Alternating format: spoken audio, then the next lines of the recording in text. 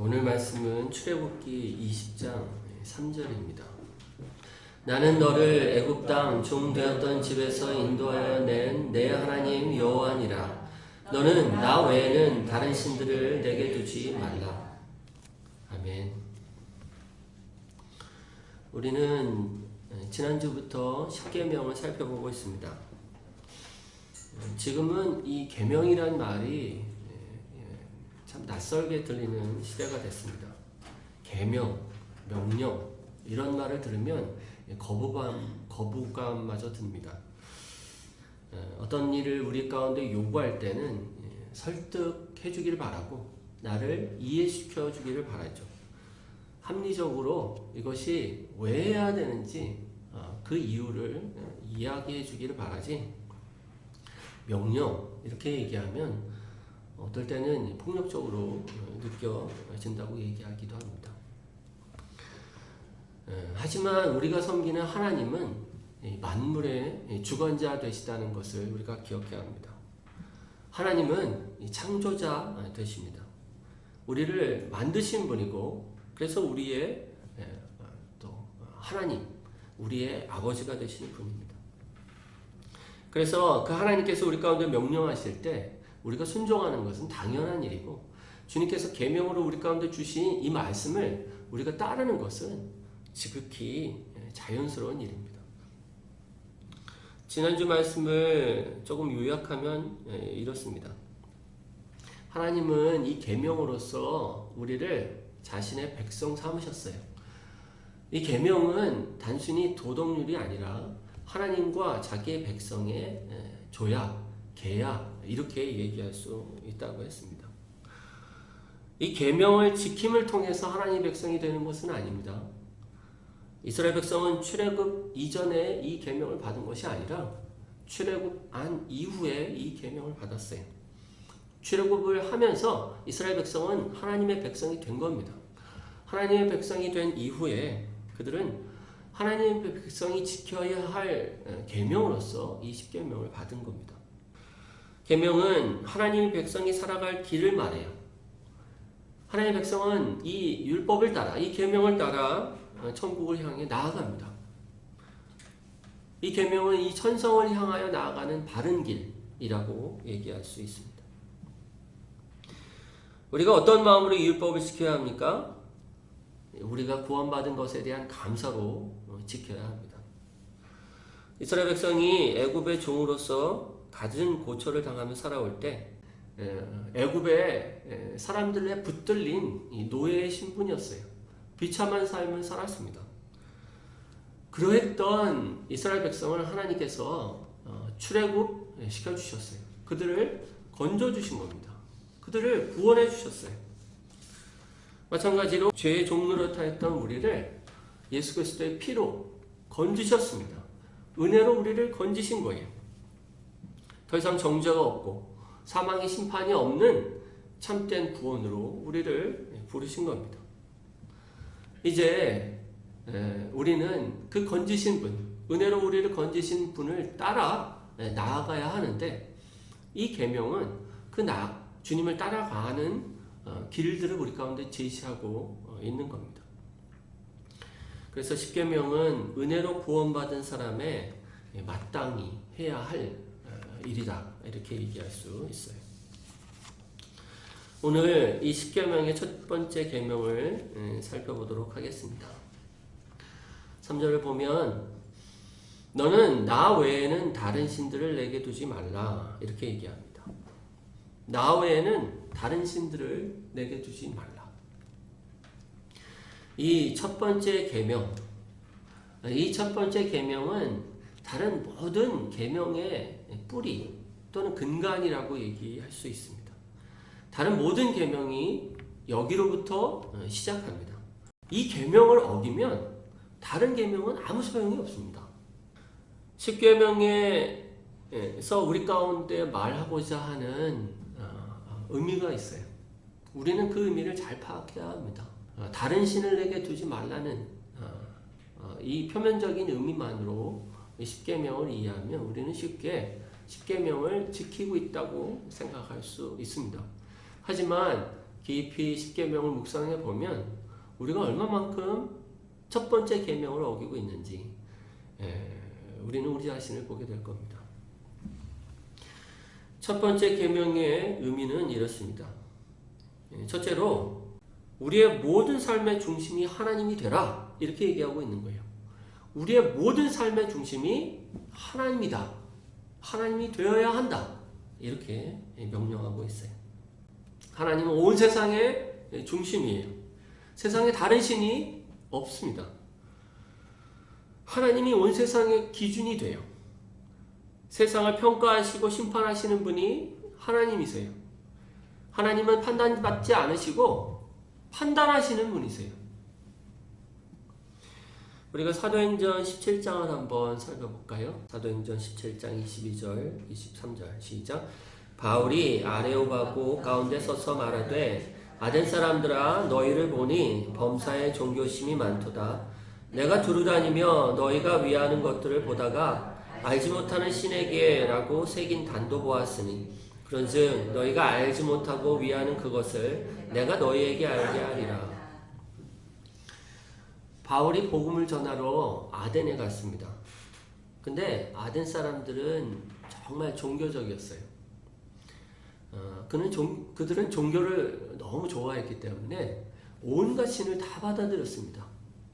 다 받아들이다가 걱정이 됐어요. 빠진 신이 있지 않을까? 내가 뭐 다 받아들였지만 혹시 빠뜨리고 섬기지 않는 신이 있지는 않을까? 그래서 단을 하나 새로 만들었어요.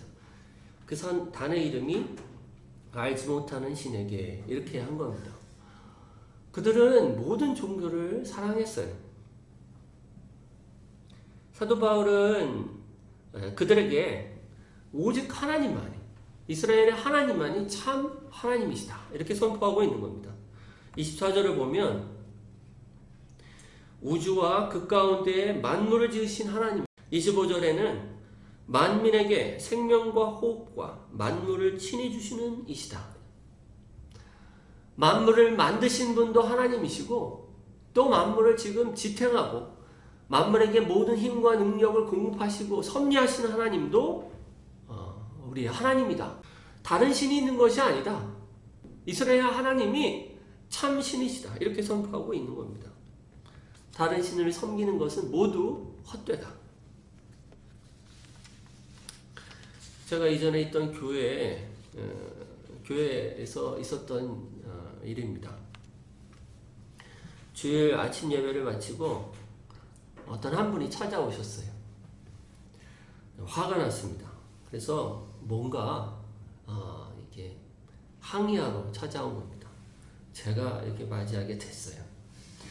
교회 한 성도의 남편분이었는데 교인은 아니었습니다.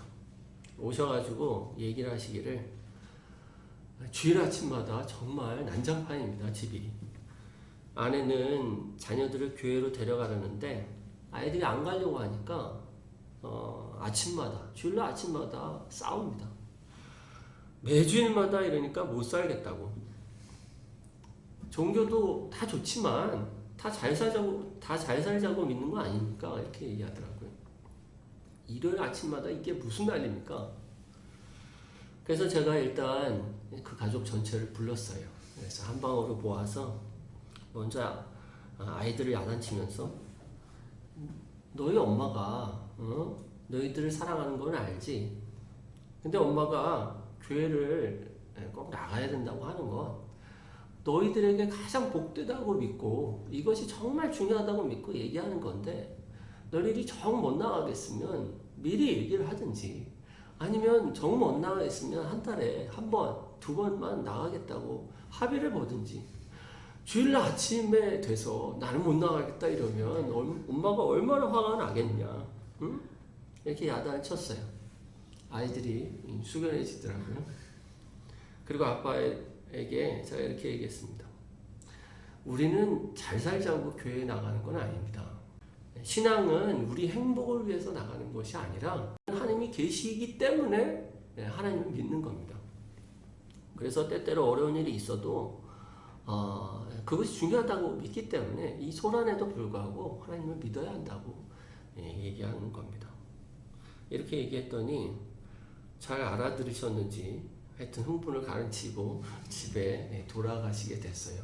후문에 의하면 이제 여자 집사님의 후문에 의하면 여하튼 그 문제가 좀 일단락 되었다고 얘기를 들었습니다. 저는 세상 사람들의 생각을 여기서 아주 대표적으로 읽을 수 있다고 생각합니다. 세상 사람들은 신이 우리를 위해서 있다고 생각해요. 그래서 우리에게 소용이 되면 그 신을 받아들이지, 그 신이 우리에게 소용이 되지 않으면 밀쳐버립니다. 근데 정말로 하나님을 믿는 사람들은 다릅니다. 성도들은 하나님이 계시기 때문에 믿어요. 하나님이 중심이 된 사람이 성도들입니다. 그리고 그 다음에 다른 것들이 있는 거예요. 축복도 있는 거고, 그 다음에 우리의 삶에 어떤 안위도 있는 겁니다. 그분이 만물의 주관자이시기 때문에 우리의 삶의 처분을 주님께 드리는 모습, 이것이 욥에서 가장 대표적으로 볼 수 있는 거 아닙니까? 주신 자도 여호와시요 취하신 자도 여호와의 이름이 찬송을 받으실지어다. 이 첫 번째 계명에서 우리 가운데 가르치는 것은 뭐냐면 하나님이 중심이시라는 거예요. 우리가 중심이 아니야. 우리가 갖고 있고 우리가 하는 일이 중심이 아니라 우리 가족이나 내가 소중하게 여기는 어떤 것이 중심이 아니라 내 삶의 중심은 하나님이시다. 이것을 가장 먼저 얘기하고 있어요. 그래서 하나님이 중심이 되지 않으면 이 첫 번째 계명을 어기는 것이 되는 겁니다. 두 번째로 이 첫 번째 계명이 말하는 것은 뭐냐면 하나님과의 관계, 이것이 가장 우선이 되어라, 이렇게 얘기하고 있어요. 모든 관계가 있지만 하나님과의 관계가 최우선이 되어라, 이렇게 얘기하고 있어요. 10계명을 보시면 첫 번째 계명과 나머지 둘째부터 10번째 계명, 9가지 있는 계명과는 다릅니다. 두 번째부터 10번째 계명은 해야 할 일과 하지 말아야 할 일들을 다루고 있어요. 그러니까 간음하지 말라, 살인하지 말라, 거짓 증거하지 말라, 부모를 공경하라, 안식일을 지키라, 이렇게 하면서 할 것과 하지 말아야 될 것들을 얘기하고 있다면 이 첫 번째 계명은 이 하나님과의 관계로부터 출발해요. 그게 아까 읽었던 2절의 말씀입니다. 나는 너를 애굽 땅 종되었던 집에서 인도하여 낸 내 하나님 여호와니라. 나와 너의 관계가 어떤 관계냐? 나는 구원자이고 너희들은 건진받은 하나님 백성이야. 이 관계로부터 출발하는 거예요. 많은 백성 중에서 너희를 택했다. 너희를 택해서 건졌다. 그래서 나는 너희의 하나님이 되고 너희는 나의 백성이야. 그래서 제1계명은 하나님과 자신의 백성 간의 이 언약을 얘기하고 있어요. 우리는 내 것이 아니라 하나님의 것입니다. 하나님은 그렇게 생각하고 있어요. 나는 내 것이라고 생각하지만 하나님은 전혀 그렇게 생각하고 계시지 않습니다. 아니야, 너는 내 것이야. 내가 너희를 건졌잖아. 내가 너희를 구원했잖아. 그러니 내 것이야. 이렇게 얘기하고 계시는 겁니다. 이렇게 얘기하는 것이 어떤 폭력적인 것이 절대로 아닙니다. 결혼은 이것을 비춰주는 하나의 예가 돼요. 결혼할 때 너는 내 것이야, 이렇게 얘기할 때는 그것은 폭력적인 것을 얘기하는 것이 아닙니다. 깊은 사랑의 표현이죠. 내가 너만을 사랑할 거고 너는 나만을 사랑해야 해, 이렇게 얘기하는 것은 절대적인 사랑, 이것을 표현하고 있어요. 첫 번째 계명은 이 관계, 하나님과 우리의 관계, 이것이 핵심적이다, 가장 중요하다, 이렇게 얘기하고 있는 겁니다. 많은 교인들이 하나님과의 관계가 중요하다라고는 생각합니다. 교인이라고 얘기할 때 하나님과의 관계가 중요하다고 생각하지 않는 사람은 없을 겁니다. 모두들 하나님 관계가 중요하다고 생각하죠. 근데 하나님과의 관계가 첫 자리가 아닐 때 이 첫 번째 계명은 어겨지는 겁니다. 하나님 관계가 첫 자리가 아닐 때 우리는 첫 번째 계명을 조금 부족하게 지키는 것이 아니라 어기는 거예요. 왜냐하면 다른 신을 두는 것과 마찬가지이기 때문에 그렇습니다. 이스라엘 백성이 잘못한 것은 하나님을 안 섬긴 게 아닙니다. 하나님을 섬겼는데 하나님도 섬기고 세상에서 섬겼어요. 하나님도 섬기고 그 근방에 있는 이방신도 섬겼을 때 하나님께서 진노하신 겁니다. 그래서 하나님이 첫 자리가 되지 않으면 우리는 70% 내지는 60%의 믿음을 가져서 조금 더 노력하면 첫째 계명을 달성할 수 있다고 생각하는 건 오산입니다. 못 지키고 있는 겁니다. 첫째 계명을 완전히. 하나님은 자신을 향해서 절대적인 사랑을 요구하세요. 신명기 6장 4절에서 5절을 보면 이스라엘아 들으라 우리 하나님 여호와는 오직 유일한 여호와이시니 너는 마음을 다하고 뜻을 다하고 힘을 다하여 내 하나님 여호와를 사랑하라. 하나님을 기쁘시게 하는 것이 우리의 전부가 되도록 우리의 삶을 다해 주님을 기쁘시게 하고 영원롭게 하기를 원하세요.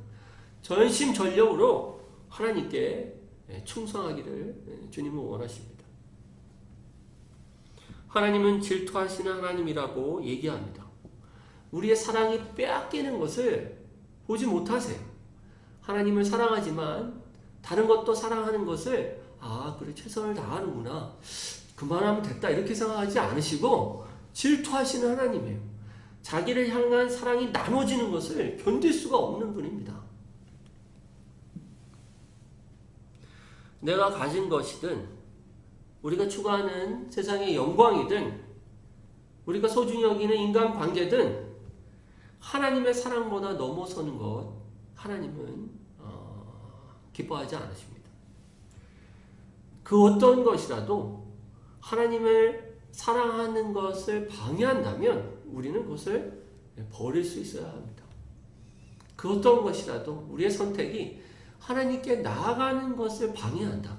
주님과의 관계를 흠집낸다. 이럴 때 그것이 우리의 눈이라도 우리의 손이라도 적은 것으로 가치 없는 것으로 여길 수 있어야 합니다. 모세는 애굽의 왕자의 편안하고 복된 자리를 버리고 광야에서 하나님의 백성을 이끌었습니다. 제자들은 그물과 부모를 버려두고 주님을 쫓았어요. 예수님은 무릇 내게 오는 자가 자기 부모와 처자와 형제와 자매와 더욱이 자기 목숨까지 미워하지 아니하면 능히 내 제자가 되지 못한다고 얘기하셨습니다. 하나님은 자기를 사랑하는 것과 다른 것이 비교되는 것을 견디지 못하시는 분입니다. 우리는 우리의 마음을 정해야 돼요. 하나님만 사랑하고 다른 것들에 대한 사랑이 전혀 없으라는 말이 아닙니다. 최우선이 되어야 한다는 거예요. 우리가 부모를 버리라는 게 아닙니다. 자녀를 버리라는 게 아니에요. 때로 우리의 자녀가 우리의 부모가 하나님을 사랑하는 것을 방해할 때 우리는 그때에는 하나님을 선택하라는 거예요. 우리가 갖고 있는 어떤 것이 하나님 주신 선물입니다. 소중하게 여기고 기뻐하고 감사하며 그것들을 누릴 수 있어요. 근데 때로 그것이 하나님과의 관계를 낸다. 그러면 내려놓을 생각을 해야 해요.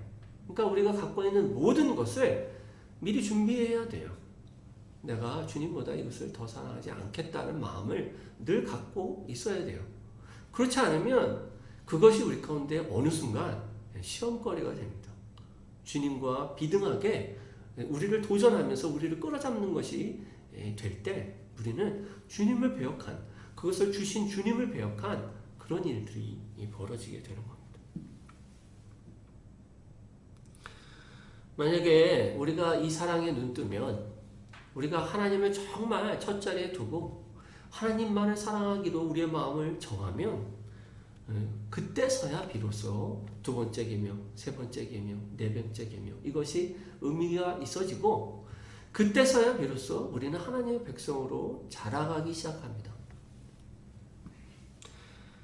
하나님이 중심이 될 때 우리는 다른 계명이 의미가 있어지고 하나님이 중심이 되지 않으면 다른 계명이 위선이 되어집니다. 하나님이 중심이 되지 않을 때 다른 계명을 지키는 것은 우리의 교만을 쌓는 그런 일들이 될 수밖에 없어요. 하나님이 최우선이 될 때 우리는 다른 계명을 지킬 능력을 얻게 돼요. 하나님이 최우선이기 때문에 다른 모든 것들이 상대적으로 작은 것이 되어집니다. 덜 가치롭게 보게 되고 드디어 내려놓을 수 있게 되고 하나님 뜻을 따를 수 있게 돼요. 저는 얼마 전에 짧은 영상을 하나 봤어요. 근데 그게 되게 인상적이더라고요. 동기부여하는 어떤 교수였던 것 같아요. 근데 그 사람이 이렇게 얘기하더라고요. 사람들이 철이 들기 위해서 어떻게 해야 되냐면요. 철이 들기 위해서 부모가 되어야 한다고 그러더라고요. 사람들은 철이 들기 위해서 자신보다 사랑하는 무언가가 있어야 한다. 이렇게 얘기합니다. 자녀를 갖는다고 다 철이 드는 건 아니겠죠. 근데 자녀들은 세상 안에서 좀 보기 드물게 자기보다 더 사랑하는 누군가입니다. 그래서 정상적인 부모인 경우에 자녀들은 부모에게 자기보다 더 사랑하는 그런 존재예요.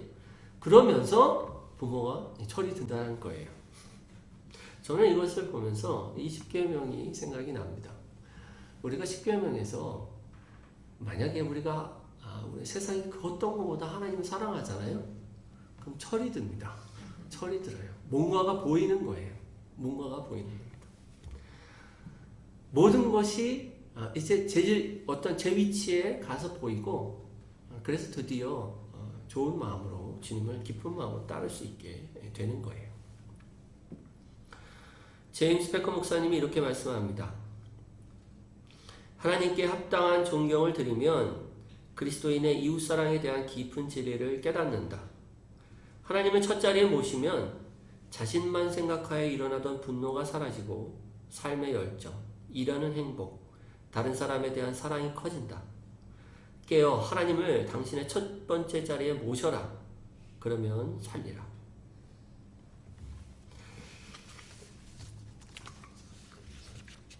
세 번째로 십계명에서 이 첫 번째 계명이 말하는 것은 우리가 아주 직접적으로 알 수 있듯이 이제 우상을 버리는 것을 얘기하고 있습니다. 세 번째로 제1계명은 우리에게 있는 우상을 버리라고 말씀합니다. 요즘 사람들은 우상이란 말이 이렇게 가깝게 들리지는 않습니다. 대부분 요즘 사람들은 무신론자죠. 신이 없다 이렇게 얘기합니다. 근데 성경에 의하면요 무신론자는 없습니다. 제1계명은 우리 가운데 얘기하기를 하나님을 믿는 것과 다른 신을 믿는 것과 얘기합니다. 다른 신을 내게 두지 말고 무신론자도 없다 뭐 이렇게 얘기하지 않으시고 나 외에는 다른 신이 없다라는 걸로 끝납니다. 그래서 제1계명은 두 가지 경우만 얘기해요. 하나님을 섬기든지 우상을 섬기든지 두 가지만 얘기해요. 사람들은 어떻게든지 무언가 신에게 자기 자신을 위탁하려고 하는 존재예요. 예전에는 자연이 우상이었습니다. 커다란 어떤 뭐 나무라든지 뭐 이런 동네에 큰 나무가 있으면 거기에 정령이 깃든다고 하고 그 나무에 가서 빌고 그랬죠. 그래서 좀 경외심이 가는 어떤 물건들을 볼 때 아니면 경외심이 가는 물건들을 만들어서 그것을 신으로 섬기는 그런 시대가 있었습니다. 근데 지금은 그렇게 잘 하지는 않죠. 현대는 이제 과학이 우상이 됐습니다. 정상적인 과학은 우상이 아니죠. 근데 과학이라는 이름으로 우상을 만들었어요. 저는 어디서 보냐면 많은 사람들이 이렇게 얘기하더라고요. 여기에 뭐 어디 좋은 데를 찾아가면요 그냥 좋은 데를 찾아간다고 안 하고 좋은 에너지 받으러 간대요. 그래서 에너지는 원래 과학적 용어인데 이걸 미신적으로 만들어서 과학을 빙자한 과학적으로 말하는 것 같지만 미신적인 행태를 한 걸음도 어떻게 보면 물러서지 않는 그런 모습들을 봅니다. 가장 큰 우상이 있다면 그것은 우리 자신입니다. 우리 자신. 힌두교에는 종교가 33,000개가 있다고 합니다. 33,000개를 들었어요. 너무 많아가지고요. 일생 동안 여러 신들을 섬긴다고 해요. 그들한테는 신이 어떤 존재냐면 자기가 어떤 불공을 드리고 뭔가 기도를 하고 뭔가 이렇게 제물을 드리면 그 신을 조정할 수 있다고 생각을 해요. 내가 어떤 것들에서 그 신을 조정해서 내가 원하는 어떤 것을 얻어낼 수 있는 것이 신입니다. 그 신들이 각각 맞는 역할들이 있어요.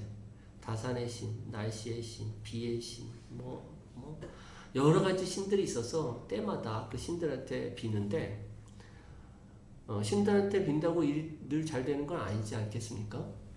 빌었는데 홍수가 난다든지 그러면 어떻게 되겠어요? 신을 갈아치웁니다. 더 능력이 있다고, 더 효험이 있다는 신을 소문을 듣고 갈아치워요. 이게 신입니까? 아니면 자기 자신입니까? 사실은 신을 섬기는 것 같지만 자기 자신을 섬기는 거예요. 자기 자신의 욕구가 신으로 투영되어서 그 신이 초월적 존재가 일들을 이루어주기를 바라는 것 뿐이지 결국은 자기 자신을 섬기는 거예요. 이 자기 자신을 섬기는 신을 버리는 것이 너무나도 어려운 일입니다. 교인들도 이 자기 자신과 하나님을 이렇게 대결 구도로 둘 때 자기 자신이 이길 때가 훨씬 많은 것들을 봅니다. 하나님이 이기시도록, 하나님의 말씀이 이기시도록, 하나님의 뜻이 이기시도록 하는 것보다 교묘하게 자기의 뜻이 이루어지도록 그렇게 일들을 만들어 나갈 때가 많습니다. 그리고 나서 하나님은 좋으신 분이니까, 자비로우신 분이니까 이해하시겠지 이렇게 생각하지만 첫 번째 계명은 그럴 여지를 우리 가운데 주고 있지 않습니다. 아까 말한 것처럼 첫 번째 계명이 잘못되면 나머지의 모든 것들이 잘못됩니다. 첫 번째 계명에 있어서 우리는 어쩌보면 목숨을 걸어야 할지도 모르겠습니다. 우리의 삶을 걸어야 할지도 모르겠어요. 이것이 우리 가운데 이루어지면, 우리 가운데 이것이 온전해지면 다른 모든 것도 온전해지기 때문에 그래요. 다시 한번 정리해 보겠습니다. 하나님은 우리의 중심에 두지 않는 것이 제1계명을 어기는 것이라고 얘기했어요. 하나님과의 관계가 첫 번째가 아니라 두 번째, 세 번째일 때 제1계명을 어기는 것이다 얘기했어요. 우리는 하나님을 우리의 중심에 두어야 하고 하나님과의 관계를 첫 번째로 두어야 합니다. 바울은 아주 과격하게 우리 가운데 얘기합니다. 고린도전서 16장 2절을 보면 만일 누구든지 주를 사랑하지 아니하면 저주를 받을지어다. 하나님을 모든 것을 다해 사랑하지 않는 자, 이것은 이 가장 큰 계명을 어기는 것이다. 이렇게 얘기하고 있습니다. 그래서 우리는 이 첫 번째 계명 앞에서 회개해야겠습니다. 회개해야겠습니다. 돌이켜야 합니다. 우리는 우리 자신이 중심이 되려는 이 마음과 싸워야 합니다. 하나님의 뜻보다 우리의 생각이 우선되는 것으로 우리의 마음이 이렇게 올라올 때 우리는 회개하고 주님 앞에 굴복해야겠어요. 예수님은 이렇게 말씀하셨어요. 몸은 죽여도 영혼은 능히 죽이지 못하는 자들을 두려워하지 말고 오직 몸과 영혼을 능히 지옥에 멸하실 수 있는 일을 두려워하라. 이렇게 얘기하셨습니다. 이것은 자기 제자들에게 얘기하신 겁니다. 그리고 우리에게 얘기하신 거예요. 하나님이 온 우주의 창조자이자 심판자이심을 믿고 그분께 우리 자신을 굴복하는 우리가 되어야 합니다. 그리고 나서 우리가 해야 할 일은 그리스도를 붙잡아야 합니다. 그리스도를 붙잡아야 합니다. 그리스도는 어떤 분이십니까? 하나님을 최우선으로 두신 분이에요. 그의 모든 삶은 하나님께 대한 순종이었습니다. 요한복음 8장 29절에 보면 나를 보내신 이가 나와 함께 하시도다. 나는 항상 그가 기뻐하시는 일을 행함으로 나를 혼자 두지 아니하셨느니라. 하나님이 그 중심에 계셨고 하나님과의 관계가 언제나 최우선이셨던 예수님이셨어요. 우리가 예수 그리스도를 믿을 때 그 예수 그리스도의 순종이 우리의 순종이 됩니다. 이제 우리가 예수 그리스도를 믿고 의지할 때 우리가 전적으로 하나님을 중심에 두고 또 하나님을 가장 깊은 관계 가운데 두는 자로 우리를 여겨주십니다. 그래서 우리는 날마다 예수 그리스도의 이 순종을 믿고 예수 그리스도를 붙잡아야 합니다. 그리고 나서 우리는 그리스도를 쫓아가야죠. 예수님을 쫓아가야 합니다. 다른 것들을 내려놓고 날마다 예수님을 쫓아가야 합니다. 말씀을 맺겠습니다. 이 세상이 흔들리고 있습니다. 뭐 하나 이렇게 붙잡을 만한 것이 잘 보이지 않는 이 세상이에요. 사람들은 자기를 구원할 것이 어디 있는가 이렇게 찾아서 이리저리 몰려다니고 있습니다. 어떤 강한 권력자들이라든지 어떤 큰 재물을 우리 가운데 약속해 준다든지 이 모든 일들은 결국 우리의 뒤통수를 칠 겁니다. 세상의 우상들은 처음에는 우리 가운데 잘 해주지만 결국은 뒤통수를 칩니다. 우리에게 이 하나님이 계신 걸 믿어야 돼요. 신실하신 하나님 계신 걸 믿어야 합니다. 그분은 변함이 없으셔서 자기에게 나오는 자들을 오늘도 구원하시고 우리를 붙드시고 영원한 천성으로 인도하시는 분이십니다. 잠언 14장 26절 잠언 14장 26절 이렇게 얘기합니다. 여호와를 경외하는 자에게는 견고한 의뢰가 있다. 이렇게 얘기합니다. 여호와를 의뢰하는 자에게는 견고한 의뢰가 있다.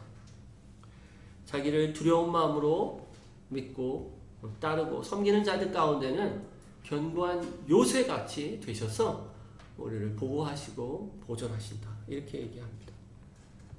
저와 여러분이 하나님이 정말 우리 삶 가운데 기둥이 되도록 우리 마음 가운데 주인이 되도록 또한 하나님과의 관계가 최우선이 되도록 날마다 그리스도를 붙들고 주님을 믿고 주님을 따라가는 저와 여러분 되시기를 주님의 이름으로 축원합니다.